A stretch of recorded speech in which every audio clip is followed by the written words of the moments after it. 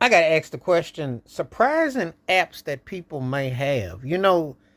I never know what people are into, so there's some surprising apps. Like I found out about weather apps. Well, obviously weather apps. I'm talking about like boat apps, like what the tides will be at the water, like boat apps, or the kind of stuff that you kind of feel that's like trivial. You wouldn't assume that people would use that as an app, or to apps that might pertain to uh, particular events that you just would assume that you would just use a Google map for.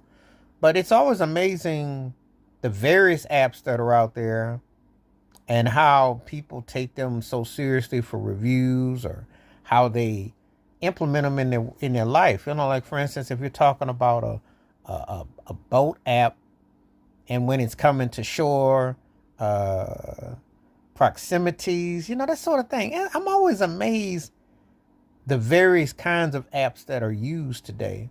So much for just getting your binoculars and you're looking across the sea or the water. So much for just kind of like finding it out for yourself.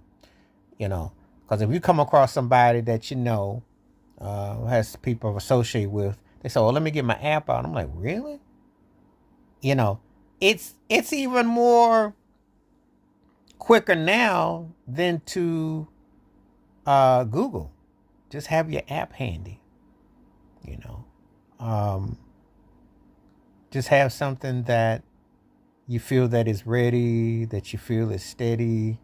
It's like it really takes on a whole life of its own. And then when you create something within it, in the table of contents, like there are apps for like language translation, so syllables and words and that sort of thing. So it's really amazing how that has come into play and how it's come into view. That's what people are doing these days. They're actually literally using that form of technology to communicate, you know. And apps have their place, but it's really like, really, you just push a button and you have access to everything that you want. You create everything with your app.